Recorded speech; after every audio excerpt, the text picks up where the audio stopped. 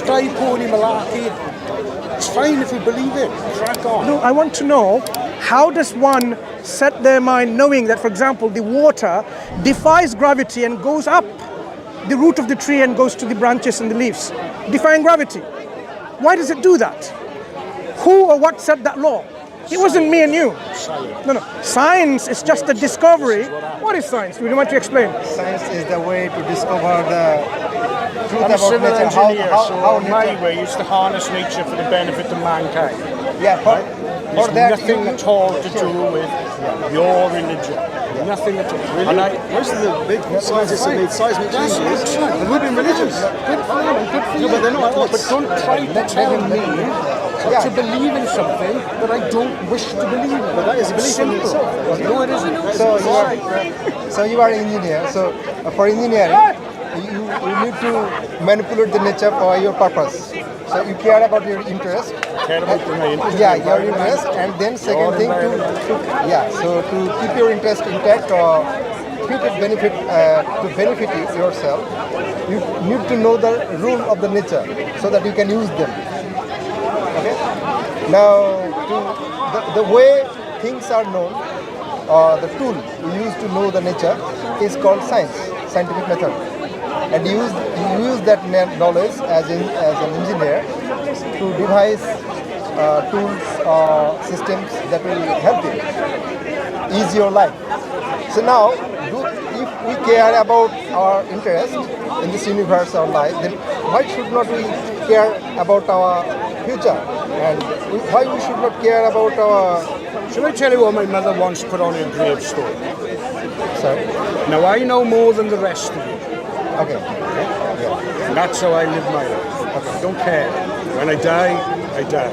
Okay, no problem. Maybe that knowledge should be updated, or maybe there are some unknown things. As a human, we are limited beings, so maybe there's something left to know yet, or think of or ponder over it. If there is, there is. If there isn't, there isn't. Yeah, it doesn't matter. Yeah, but you see, religion is a massive part of your life. I can see that, right? Yeah, no problem. And hats off to it. Fabulous. No, thank you. It ain't a big part of my life. But should we care about those things or listen to those perspectives if that perspective is correct? And we're coming from everything at two different points. You were coming at it from a religious point. I'm coming at it from an agnostic point. I don't care. Sure, that's no problem. But we have common ground. Yeah, we have common ground that we care about religion. Sure, no problem. But we have common ground that you care about your interest, your well-being. I care about our well-being, and you care about others also, your relatives and loved ones. We do as well, and we do care about other humans, our relatives, other animals, nature, everything. So we have common ground. One common ground, and then another common ground is that we have a common device to know the truth. That is reasoning, logic, that using scientific method also. You know? So but then again, you're talking about something which can't be proven. You can surmise, and you can educated guess, and you can come with all these theories potted together. You cannot know for sure. Okay? Now you're living your life under a set of rules given down to you through centuries and by your parents and all this, and you're looking after it, and you believe in a God. Whatever God it is, you believe in it. I don't. So everything you're saying to me, you have to come from a point not a religious viewpoint. You can't, because I cannot do religion. I want no part of it. I am agnostic. Yeah, I do I not. respect your position. And that's why I'm respectful of your position.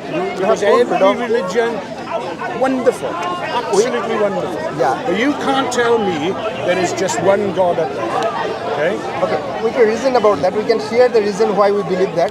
Maybe you won't tell the Hindus why there's 1,000 gods in Hindu. Yeah, that's why we share. And why the gods of the North American natives are all different. The Mayans had several gods. As did the Greeks and the Romans and the Norse. Yeah, sure. So sure. That's it's why. Only because of the power of the church, I'm classing all religions as the church, that has forbid us to celebrate other. Yeah? Yes. So as a human being, we share knowledge with others and with aim of benefiting others and oneself. Like that's why maybe there are different ideas existing, and we should find common grounds to say or share. And then, if someone finds that something is beneficial, he has not yet got that. He may get that and may be benefited. So, can we have a conversation about the existence of God? What is the? We cannot be sure about anything for certainty sure, but there are certain level of certainty that we can have scales set for our judgments. That if we be sure this person for this matter according to this standard, then maybe we can use that standard to be sure up to a certain level to other things as well. Yeah. So we can use those criteria. Well, you can, I can't. I don't believe in God. No. As a human being, we are not going to God, but we have common tools like reason, logic, and we can use those things. We've not mentioned God in at all. Yeah. So I have not mentioned it. Yeah. We can use things like logic. Yeah, sure. So maybe we have. Yes, thank you. Discussion. That's all. You don't have to bring that into it constantly. Okay, no problem. Maybe. Do you see what I mean? Yeah, no problem. So, as I was saying to Jacqueline, 20 years ago you come here, there was very, very little religion. Very little. There was lots of politics all around it. And then something happened, and 15 years ago, I would say, religion started to become the focal point. And I think it's because people like to argue, and they like to argue vociferously. And the best thing you can argue vociferously about is either politics or religion. And we've now reached the point that religion has superseded politics.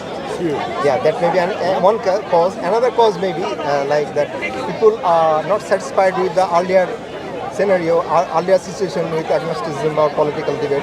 They are going beyond that and asking more higher level of questions. I mean, well, you might say that again. However, when you listen to him preaching over there, none of you were ever going to change your religion because of that. But if he was talking about socialism and he was talking about capitalism, you might find common ground with either and shift your position. People do change, by the way. Yeah. Even in here in Speaker's Corner. It's very vociferous. The hatred. Hatred is from there. some people towards your religion makes me sick. Right? It really does. And by the same token, I've heard some Muslims absolutely beast the Christians. And I don't like that. If they show the hatred and animosity in the words and action, we would say that's totally unacceptable. Quite right, yeah. Yeah, doesn't matter if he's my Muslim brother, we'll stand for the truth. Justice and fairness. But justice and fairness don't come from the bottom. Justice and fairness are ideas that we understand to uphold, right? It needs to have a source. What we say is there has to have a standard in which we can say that seems to be the golden standard that we should abide by. For example, when it comes to interaction with people, should people lie and cheat or not? Now, there needs to be a standard in which we can say, okay, the standard is you should always lie and you can speak truthful when you are, or is it the opposite, that you should always speak the truth? But me, as a non-religious person, I've got a moral code which forbids me to lie and cheat. Where is that it's based exactly on? the same as your religious That's code. fine. Where is it based on? What is it based on? Your moral It's based code? on me and my morals. Okay. It's not Is based your on moral? anyone telling me what to do. But that's subjective, right? Of course it is. Yeah. Same as you are. So now, is it possible I can find another gentleman and he has a moral view different than in yours, and it says, yeah, you can lie whenever it suits you and benefits you? If he wants to, that's Now, his choice. now you realize now when we have a moral issue and there is differences of opinion because of people's personal perspectives, that is not going to solve the issue of what is the standard. To get a standard, a yardstick, it's to be what? Subjectivity free. We need an objective standard. It cannot come from individuals like you and I. It has to come from a set of rules laid down.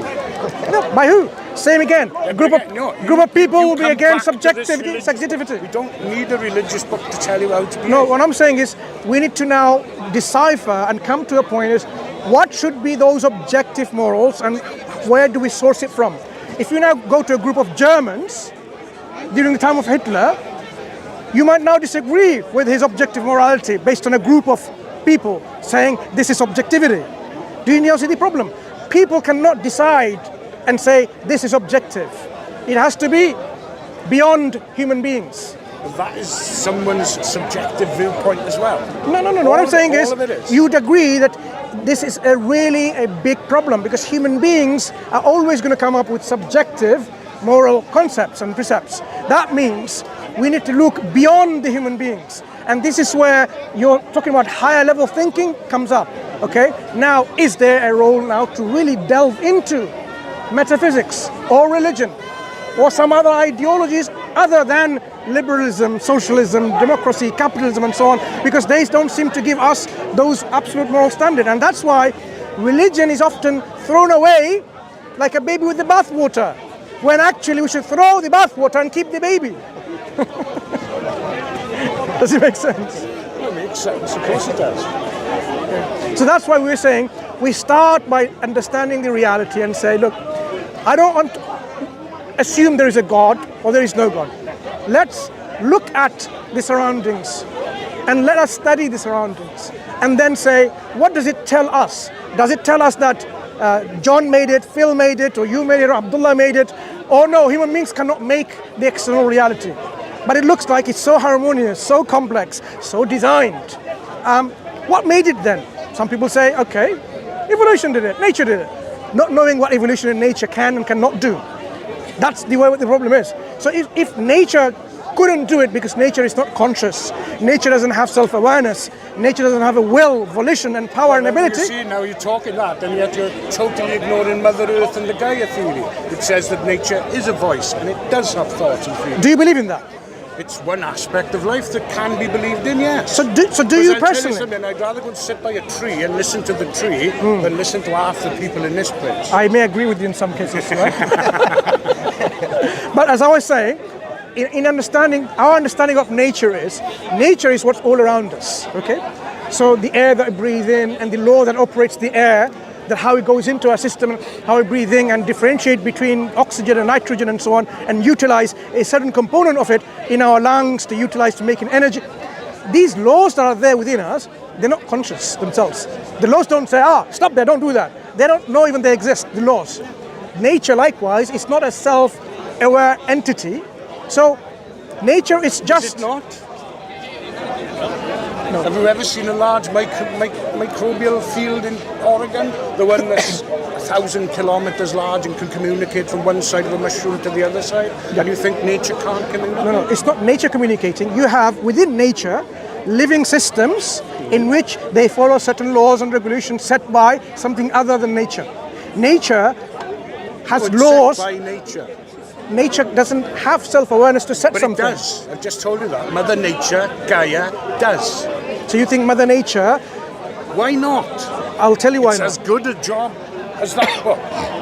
It's simple. Have you read that book?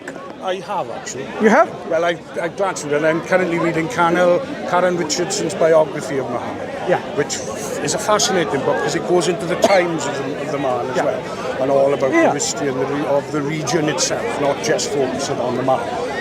So not some pig ignorant shit. I'm not saying you are. I know. The reason I'm having conversation with you because, you know. But just because we have brushed these things aside, right, doesn't mean that they are not the truth. Okay, so our response in this is whenever you have a contender in terms of what has determined how things operate in these things around us, right?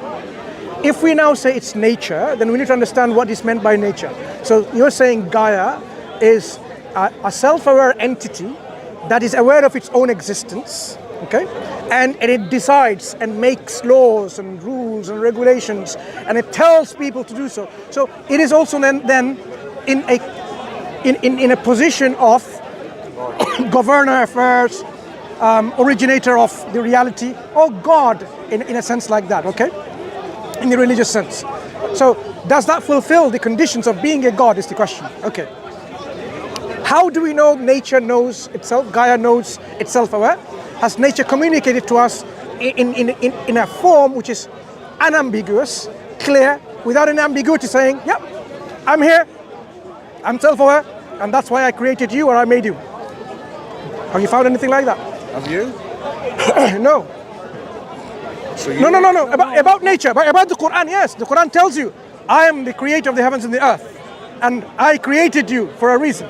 So yes, we have a totally clear and ambiguous statements from our creator in the aspects of our discussion. That's where the difference is. That's why I can give more importance to some communications like this, rather than where someone's just it's just like a feeling of love and attachment to nature. Look, we care more about nature than the naturists themselves, which many people don't know. Many people don't. We cannot pollute the earth, the water, the land and the sea, the air. We cannot do that. It's a huge sin in Islam. Okay?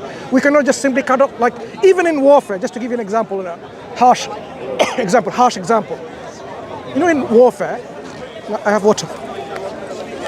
You know, when people go in warfare, sometimes war is necessity. Can you hold on to this? What happens is, people go to a country or a state or a land, they destroy the people, and they destroy their buildings, their houses, their crops, their fields, their water, the irrigation, everything. Islam says, you fight the enemy who fights you, do not commit any transgression. Don't cut down fruit-bearing trees, for example, and so on. You know, nothing like that. In fact, when a land is conquered, for example, opened up, it doesn't belong to the states still. It still belongs to the people, and they need to still take ownership and cultivate. If they don't for a number of years, there's a huge law in Islam, then the state will say, someone else needs it, and what are you doing? It should be given to someone else. Yeah, but not to destroy the environment and so on and so forth. But you can continue, I just need to... So that did apply to... Yeah. That did apply to the... So say that natural consciousness doing everything. This is No, it's not necessarily pollen. this has more similarity with concept of God in Islam. probably does. Yeah, so Probably does. we have common ground again. So now the question is whether has this consciousness communicated with us in direct way instead of indirect way feelings or perceptions, which we can even relate with our reasoning of mind, not only all through feelings. So if Take some God, DMT and go and communicate with nature. yeah, Take some psilocybin and communicate with nature. He's asking you to take drugs, drugs, yeah, no problem. psychedelics. So, And yes, Yeah, but the thing is, it opens up. Microdosing's very good. You know, it opens up avenues in your mind, but it doesn't mean the reality that you're going into. And let's not forget another thing, if we go into the drug aspect of the law, that every single human brain has cannabis receptors in it. They've got cannabinoid receptors in your brain. But that's another point. No, it's important. It's important for you to understand. Doesn't mean that we should take. No, it doesn't mean we should, but it does mean that our bodies are acclimatized too. No, I think it's more the body is programmed in a way that if you give drug to it, then it responds in a certain way that gives you glimpses of other realities, possibilities, and probable simulations or processings that are going on in there. So those are all according to the laws of nature. So yeah, and the laws of nature is due to this higher being or consciousness you are saying. So now the nature was There's not a book by Zig Ziglar, I think it was. What's name? Zig Ziglar. He's an American positive thinker. So it's not, but he says there's a thing called an infinite intelligence. Okay? And when we die, our soul, for want of a better word, joins the infinite intelligence. okay. Now, to me, that's more believable than a God. What? So by God we do not mean that as a person with beard, old person is sitting with Yeah, but that's the Christian version. Yeah, we reject that too, like you do. We are more in common. yeah. So now the question is that we also believe that we have to return to God, but we say that we are not part of God.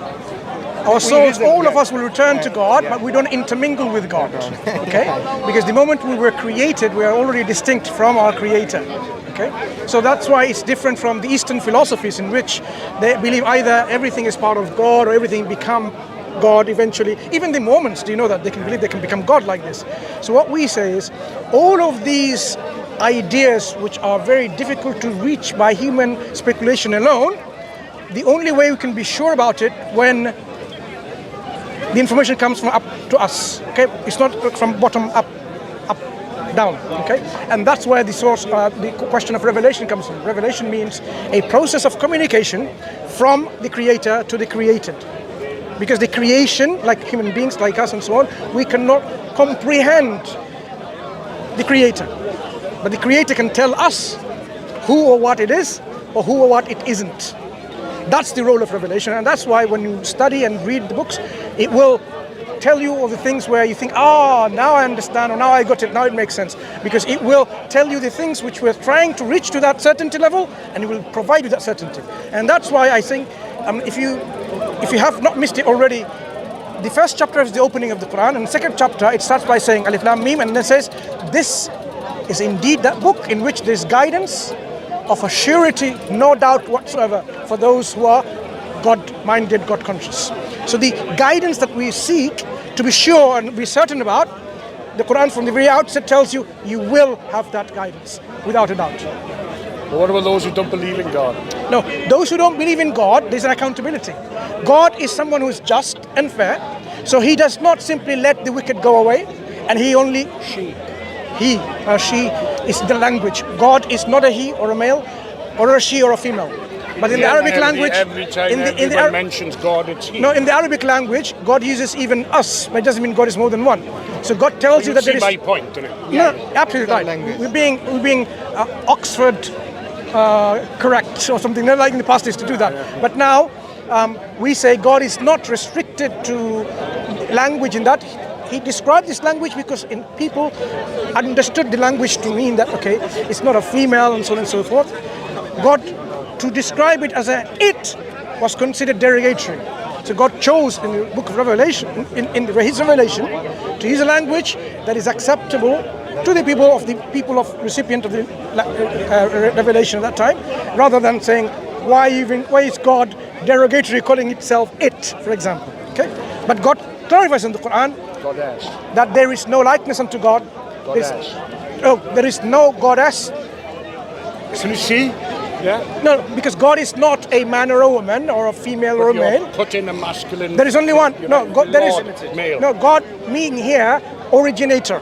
You know, say the originatoress, or a teacher, for example. When you say a teacher, a female can say I'm a teacher. She doesn't say I'm a teacheress or something, right? So God is in that description, which is originator, the one who is worthy of our worship. Yeah. So in that sense, this is where religion is necessary to reach that step of certainty. Because otherwise, we will be anarchist. Yeah, we will be. Because you think that's the best way to live. And actually, if you think about it, this is your understanding of things which are not right. And you say, I don't accept that. Isn't it? You don't want to be part of that norm which is wrong. You want to say, look, I think this is better than I accept it. And that's what you're saying. But Islam says, yes, when the Creator provides you the system, that system is independent of your weaknesses and your prejudices and bias. That's the system they should follow in. And that's what we're striving for. And that's the system in which there is no distinguishing or difference or discrimination between you and you. Look, he is not white and you're not brown, okay? But in God's eyes, you're still the same. The only difference is who's more God conscious, more righteous.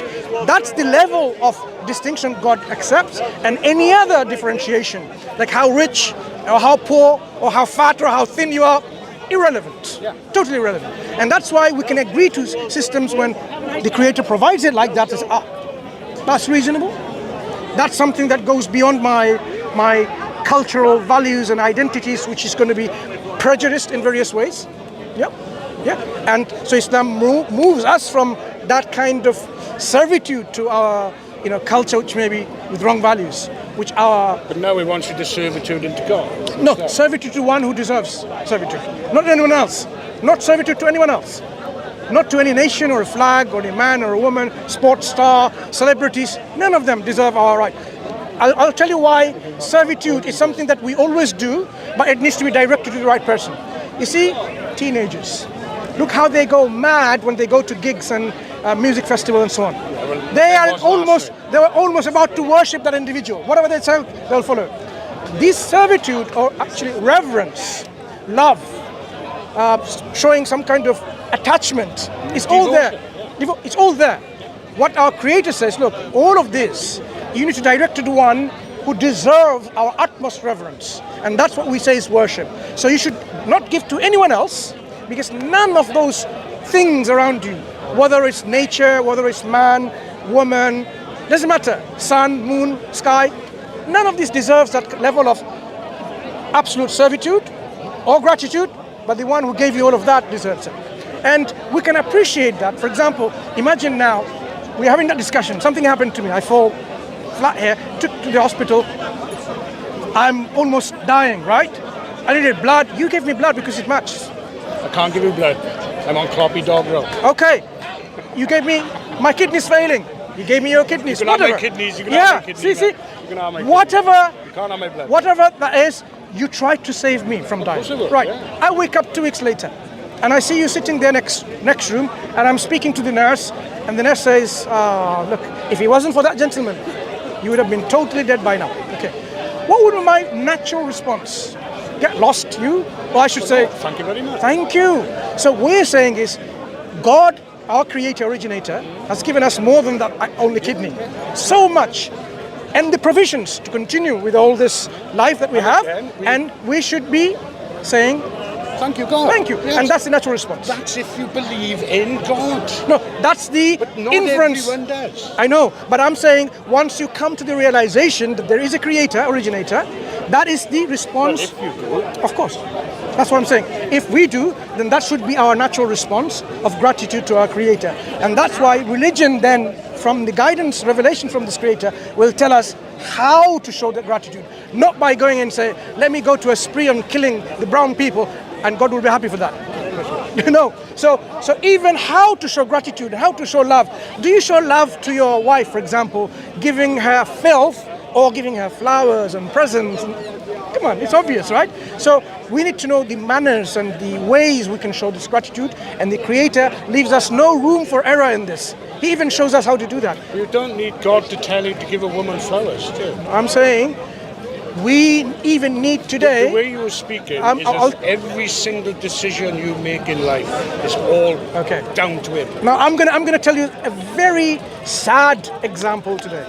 Our health system, NHS, right? We have hospitals. But guess what? In the hospitals, the toilets, they don't have washing facilities inside the toilet. They have outside. So you do your business, your hands are filthy, okay? So use your parts that you evacuated or excreted, whatever, right? Eliminated the waste products. They're also not clean, they're dirty. And then you use your hands to zip it, whatever, to pull your trousers, which are already, and then you wash your hands or not. Is this a system better in a hygienic way, or a system which tells you, once you've done your business, wash your hands cleanly, wash your back parts and so on and so forth, wash your private parts so that it's clean of the waste products that's there. So even today in the 21st century, they don't even know that, something which you think is common sense. That's why our Prophet Muhammad ﷺ explained even to that level of detail, because some people would not use their common sense. That's where the whole package from God and comes up by sending a prophet, living his life and saying, this is how you should live your life, the best way of living. Yeah? Because you might, I would have agreed with you, like, there are many things we can just know by common sense, but look, even the very health system doesn't have the common sense to say, that's not hygienic. And that's more to do with product placement in bathrooms. And no, this system comes from what? The culture of the society here. They brought up like this. They didn't realise when they built the hospitals many moons ago that you should have toilets. Yeah. Do you remember when they had public toilets and so on? Now they've taken off. They would have a sink, and you won't have water coming through. You'll have water, and you have to really hold that water, cold and both together, and then spill, and then goes in there. Now they've realized long time later. But what we're saying is, people, even though they have common sense, they have not been using it for a long, long time, and it will be a long, long time they would not use it. This is where the holistic system that our originator, creator provides is to remove us from all of these trials and tribulations and let you already have a life where you can really go and then say, I don't need to be following that path where I'm going to learn by going into trouble. Learn by mistake. So God saves us from all of that by giving you a system, operate within that boundary. It will be beneficial, fruitful, and really harmonious and progressive for any society to live. That's why when Islam was implemented, I'm sure you all know, at the very beginning, carry on, when Islam was implemented in its initial stages, a few hundred years, it developed all avenues of society, science, technology, agriculture, you name it. They were even naming stars, okay, at that time. Okay. Why so? Because it gave them a system in which society can thrive and progress in all avenues of life, not just totally restricting it like people think organized religion is problematic, but actually they're the ones who enlightened. The Europe got enlightened because of Renaissance, because of when they met Islamic Spain, when the Lord of Bath sends his son over there in Islamic countries, going to the Islamic universities, they realized, wow, look at what these Muslims did. They translated the works of the Greeks. Algebra. Yeah, they translated the works of the Greeks and learned all of them that they learned and started contributing. They learned the Indians, what they have done, the zeros and so on. Arabs didn't invent zeros. It was already by the Indians. But a Welshman invented the equal sign. I'm sure there have been many things from everyone contributed. That's fact. Yeah. No. So his name was Robert McCall. We would celebrate everyone, what they have done. But what Islam did, say, look, don't just simply think this is it. Accumulate knowledge from everywhere, contribute. And in fact, in the Caliphate system, there were non-Muslims from different religion in the Caliph's court, contributing, studying, and developing the society. Why so? Because Islam encouraged them.